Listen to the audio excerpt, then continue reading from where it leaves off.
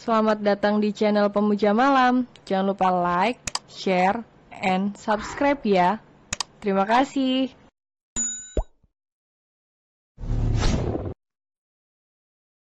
Episode 8 hanya mampu bertanya dalam batin. Thomas melihat bayangan Arthur di ambang pintu. Ingat janjimu kepada mendiang ayah dan ibu. Kamu akan menjadi koki wanita yang terkenal seperti koki yang diidolakan ibu. Apa kamu sudah lupa? Thomas sedikit mengeraskan suaranya. Ia ingin Arthur mendengar, dan berhenti menganggap Andrea pengasuh Audrey kecil. Diingatkan tentang janji kepada mendiang kedua orang tuanya, mata Andrea pun berkaca-kaca. Kak. Shoot, sudah jangan menangis. Kamu anak yang kuat dan adikku yang hebat. Thomas menangkup kedua pipi sang adik. Ia kemudian mengecup kening gadis itu. Aku ke kantor dulu. Kamu harus banyak istirahat. Jangan sakit-sakit. Iya, Kak. Sepanjang perjalanan menuju ke kantor, Thomas melihat atasannya lebih banyak diam. Biasanya, sang atasan akan sibuk dengan ponsel di tangannya. Namun, kali ini Arthur sedang melamun menatap keluar jendela mobil. Putra Bibi Rosie itu yakin, jika Arthur mendengar pembicaraannya dengan Andrea. Thomas tak peduli. Ia ingin Arthur membuka hati, mengingat janji, menjadikan Andrea istri, bukan hanya pengasuh untuk Audrey. Dan seperti yang Arthur ucapkan tadi pagi. Siang ini, kediaman keluarga Dinata kedatangan seorang wanita berusia 35 tahun. Dari sebuah lembaga penyalur tenaga kerja, yang telah dihubungi oleh Mama Daisy. Dia adalah Suster Lini, wanita yang sudah berpengalaman mengasuh dan merawat bayi. Mama Daisy sengaja mencari pengasuh yang sudah berusia di atas 30 tahun. Karena sudah pasti memiliki banyak pengalaman. Rhea, perkenalkan ini Suster Lini, yang akan membantumu menjaga Audrey. Dan Sus Lini, dia Andrea. Aku harap kamu bisa membantu Rhea dengan baik. Mama Daisy berbicara dua arah. Tentu, Nyonya. Andrea dan Susrini saling menjabat tangan. Mama Daisy kemudian mengajak mereka berdua duduk di atas sofa, ruang tamu. Begini aku langsung saja menjelaskan pembagian tugas kalian, karena Susrini juga memiliki keluarga. Dia hanya akan bekerja di pagi hingga sore hari. Setelah Audrey mandi sore, Susrini akan kembali pulang. Mama Daisy menjelaskan, itu juga atas permintaan Arthur. Pria itu ingin agar Audrey tetap tidur bersama Andrea di malam hari. Jadi, Rhea, di siang hari kamu bisa beristirahat lebih banyak. Atau kamu bisa melakukan hal lain yang kamu inginkan. Menyalurkan hobimu, misalnya memasak, ucap Mama Daisy kemudian. Baik, Nyonya, Andrea menjawab singkat. Ia tidak ingin menolak ataupun protes. Sudah diizinkan tetap bersama Audrey kecil saja, ia sudah sangat bersyukur. Baguslah, kalau begitu, sekarang kamu bawa Sus Lini ke atas. Jelaskan semua hal yang berkaitan dengan Audrey. Baik, Nyonya. Andrea mengangguk patuh. Ia kemudian mengajak Susrini naik ke lantai 2. Tak terasa putaran bumi berlalu. Siang dan malam berganti begitu cepat. Hingga, kini 2 minggu telah berlalu sejak kepulangan Audrey kecil ke kediaman keluarga Dinata. Yang artinya, Bayi mungil itu kini telah berusia 1 bulan. Andrea yang semula kewalahan mengurus Audrey sendirian, kini pun telah terbiasa dibantu oleh Suster Rini. Gadis itu pun memiliki waktu untuk menyalurkan hobi memasaknya, dengan membantu sang bibi di dapur. Seperti pagi ini, Andrea bangun pagi membantu membuat sarapan. "Ada apa? Apa nasi gorengnya tidak enak?" tanya Mama Daisy kepada Arthur yang sedang mengunyah pelan sarapannya. Pria itu menggeleng. Ia kembali menyuap 1 sendok penuh ke dalam mulut. Lagi, Arthur mengunyah dengan pelan, seperti meresapi rasa makanan sederhana itu. "Ini bukan buatan Bibi Rosie," ucap pria itu kemudian. "Tahu dari mana kamu?" tanya sang mama yang juga tengah menikmati sepiring nasi goreng. "Rasanya berbeda dari biasanya. Aku sudah 10 tahun menyantap nasi goreng buatan Bibi Rosie. Dan yang ini bukan buatannya." Mama Daisy menganga. Tumben sekali sang putra berbicara panjang lebar seperti itu. Hanya karena mengomentari rasa nasi goreng yang berbeda. "Nasi goreng ini buatan Rea," ucap Mama Daisy kemudian. Seketika Arthur tersedak air yang baru saja ia teguk. "Pelan-pelan, Art." Arthur tertegun. Rasa masakan yang dibuat oleh Andrea begitu pas di lidahnya. Bahkan baru pertama kali ia merasakannya. Jadi gadis itu memang pintar memasak? Lalu kemana orang yang membuatnya? Kenapa dia tidak ada? Tanya pria itu kemudian. Dia sedang bersiap. Hari ini jadwal kontrol Audrey. Rea akan membawanya ke rumah sakit. Jelas Mama Daisy. Alis Arthur bertaut mendengar ucapan sang mama. "Hari ini jadwal kontrol Audrey. Kenapa tidak ada yang memberitahu aku? Ini hari kerja, Art. Kamu mana ada waktu?" Mama yang sengaja meminta Andrea tidak mengatakan padamu. "Percuma juga, kamu kan orang sibuk." Arthur kembali menyambar gelas kaca, meneguk isinya hingga tandas. "Selamat pagi, Nyonya." "Pagi, Bo." Thomas datang untuk berangkat bersama sang atasan, diawali dengan ucapan selamat pagi kepada sang tuan rumah. Dan belum sempat menyapa sang atasan, ucapan kakak sepupu Andrea itu telah terputus. "Kamu berangkat lebih dulu, aku ada urusan," ucap Arthur sembari bangkit dari kursi yang ia duduki. Alis Thomas bertaut. Sebagai seorang asisten pribadi, ia tahu semua jadwal sang atasan. Dan ini, urusan apa yang dimaksud? Kenapa ia tidak tahu? "Sudah, kamu jangan bengong. Ayo sarapan dulu. Setelah itu baru pergi ke kantor." Mama Daisy berucap sembari melambaikan tangan memanggil pria muda itu. Thomas menurut, karena ia juga belum sempat sarapan di belakang. "Memang ada urusan penting apa, Nyonya?"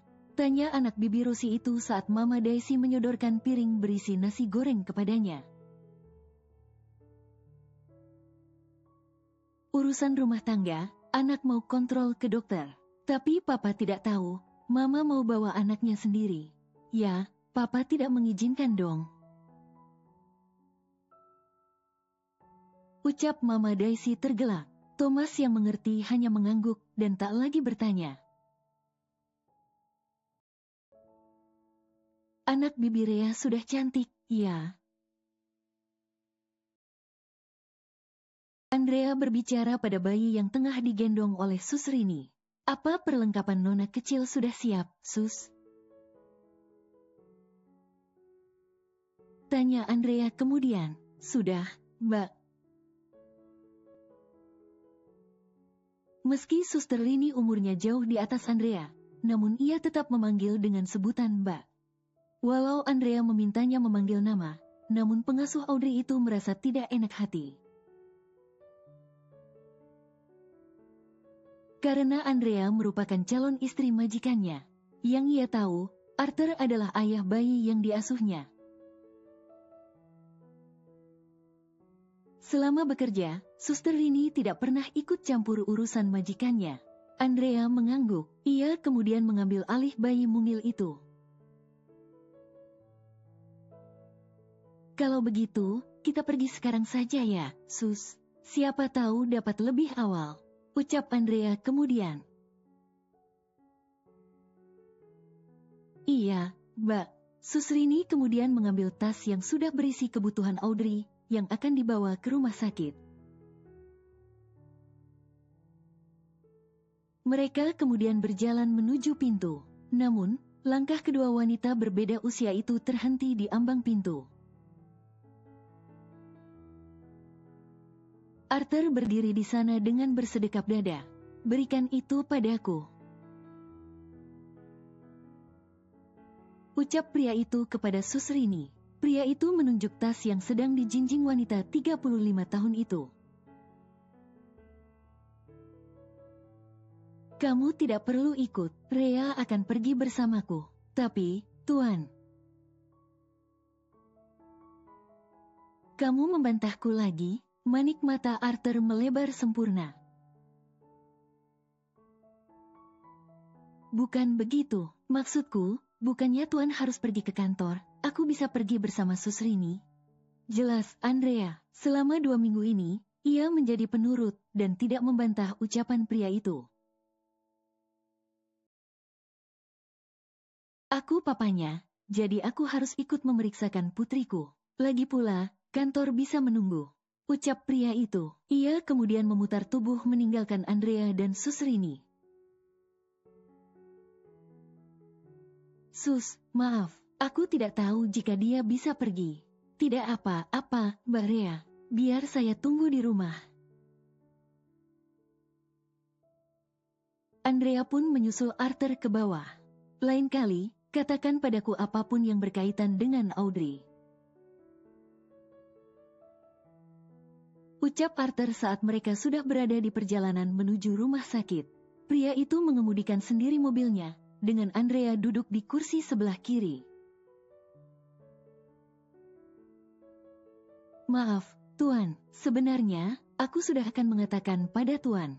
Tetapi, Nyonya melarang. Katanya, Tuan pasti sibuk di kantor dan tidak punya waktu. Andrea menjawab, bukan ingin menyudutkan Nyonya Dinata. Namun gadis itu tidak ingin ada kesalahpahaman di antara mereka.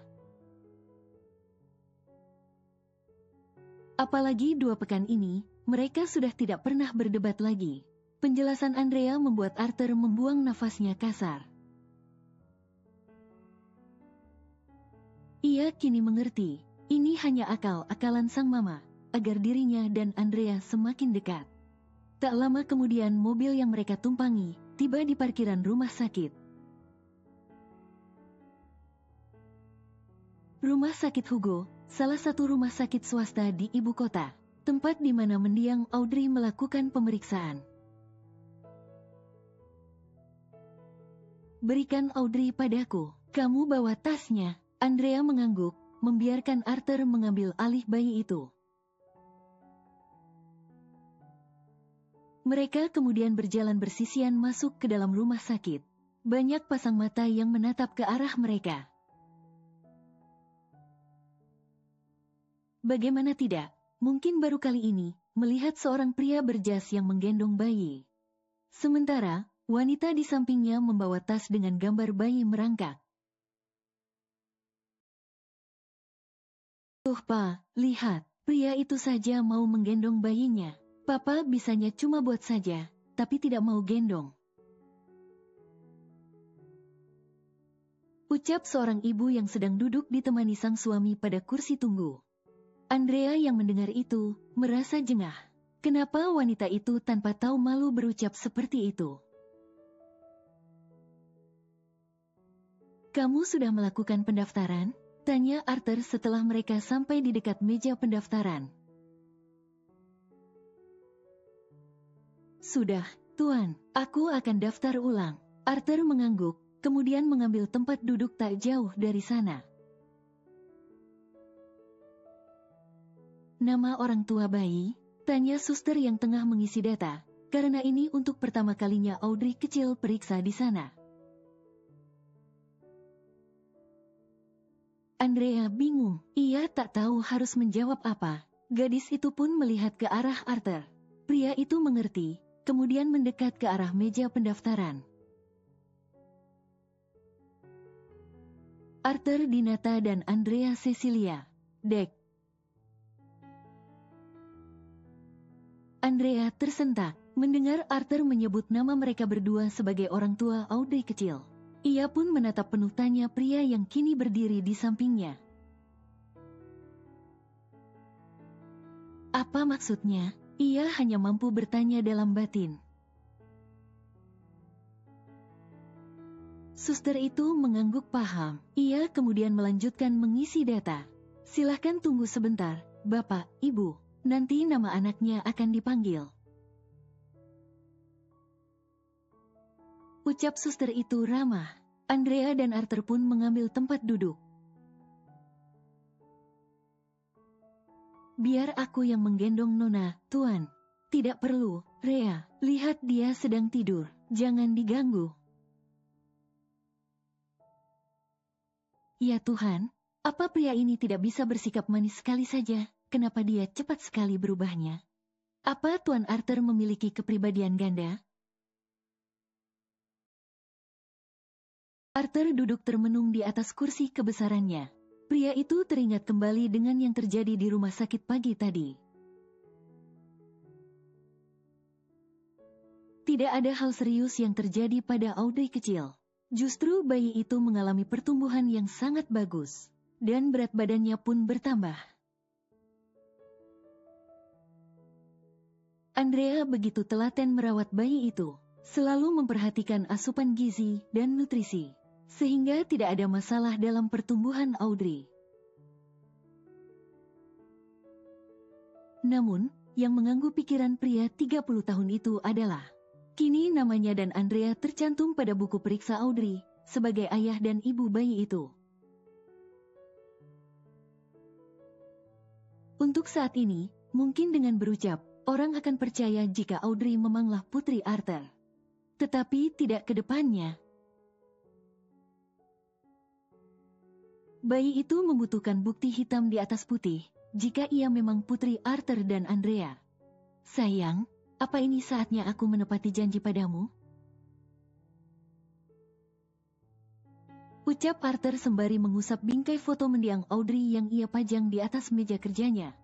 Ingatan Arthur kembali ke masa lalu, di mana sang adik melarangnya untuk dekat dengan gadis lain selain dirinya. Mendiang Audrey bahkan tak menyukai Celine, karena menurutnya, wanita itu merebut perhatian Arthur. Apa sekarang kamu sudah ikhlas jika aku memiliki pasangan? Kamu memang adik yang terbaik. Bahkan, untuk pasangan hidupku pun kamu yang memilihkan. Aku janji, tidak akan mengecewakanmu lagi. Damailah di sana bersama Papa. Aku selalu merindukan kalian. Arthur kemudian menyandarkan punggung tegapnya, sembari memejamkan mata. Ia kembali teringat akan mendiang sang papa, yang pergi begitu saja tanpa kata perpisahan. Lalu teringat akan sang adik, yang pergi dengan mengikat janji. Art, suara lembut seorang wanita membuat segala bayangan masa lalu Arthur menghilang. Pria itu membuka mata, mendapati sang sahabat telah berada di ruangannya. Cel, kapan kamu datang? Pria itu kembali menegakkan tubuhnya, kemudian bangkit menghampiri sahabatnya. Ayo kita duduk. Arthur mengajak wanita itu duduk di atas sofa. Apa ada masalah? Kamu sampai tidak tahu aku datang? padahal aku sudah mengetuk pintu. Jelas wanita satu anak itu. Maaf, aku hanya sedikit lelah. Tugas Arthur yang enggan menjelaskan lebih panjang. Makanya sekali-kali kamu libur. Jangan kerja terus. Ucap Celine sembari mengeluarkan kotak makanan dari dalam tas kain yang ia bawa. Tadi aku ada meeting di restoran favoritmu. Jadi, aku bungkus satu untukmu. Jelas wanita itu lagi. Terima kasih, Jill. Kamu memang selalu baik. Ucap Arthur terkekeh. Arthur pun membuka kotak makan itu. Sepotong daging panggang, dilengkapi sayuran rebus, kentang goreng dan saus barbek. Seperti meronta ingin segera berpindah ke dalam perut. Namun, baru menusuk sepotong kentang, Arthur teringat dengan nasi goreng yang ia santap tadi pagi.